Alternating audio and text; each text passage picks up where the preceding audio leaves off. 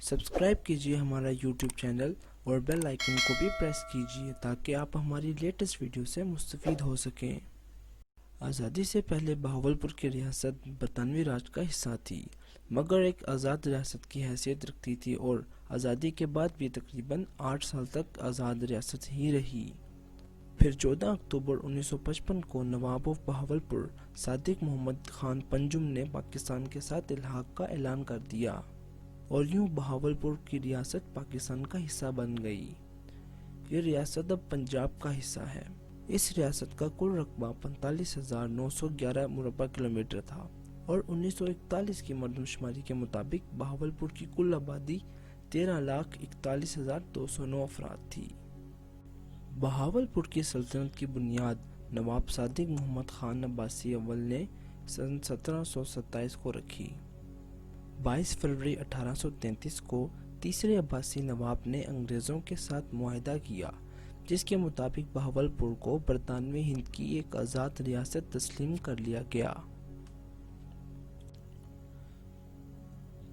1947 की आज़ादी के वक़्त मुस्लिम अक्सरियती इलाके पाकिस्तान का हिस्सा बन गए और गैर मुस्लिम अक्सरियती इलाके हिंदुस्तान का हिस्सा बन गए और आज़ाद रियासतों के बारे में ये फैसला किया गया कि वो अपनी मर्ज़ी से जिस मुल्क के साथ इल्हाक करना चाहें कर सकते हैं और अगर किसी मुल्क के साथ इल्हाक ना करना चाहें तो अपनी आज़ाद हैसियत बरकरार रख सकते हैं।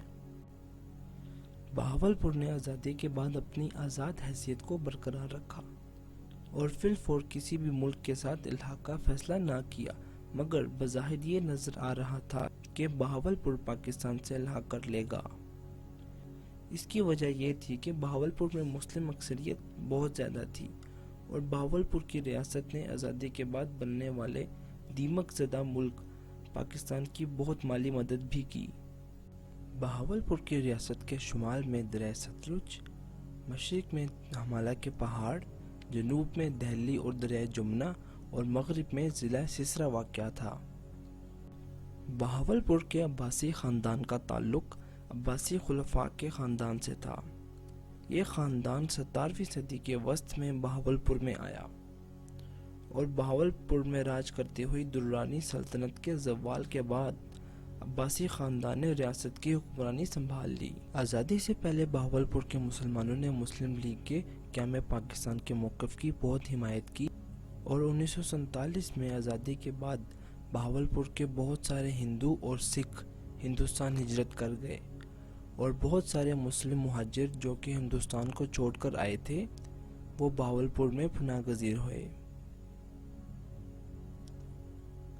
दोस्तों, आज़ादी के बाद नवाब ऑफ बहावलपुर सादिक मोहम्मद खान पंजुम ने पाकिस्तान के साथ अच्छी दोस्ती का सबूत दिया। उसने हुकूमत पाकिस्तान को 70 मिलियन रुपए यानी कि 7 करोड़ रुपए तोहफे में दिए ताकि हुकूमत अपने मामला ठीक कर सके और इसके अलावा नवाब के कहने पे पाकिस्तान के सरकारी मुलाजमीन की 1 महीने की तनख्वाह भी बहावलपुर की रियासत ने ही अदा की। नवाब ऑफ बहावलपुर ने लाहौर में मौजूद अपनी आबाई ज़मीन भी पंजाब यूनिवर्सिटी को तोहफे में दे दी।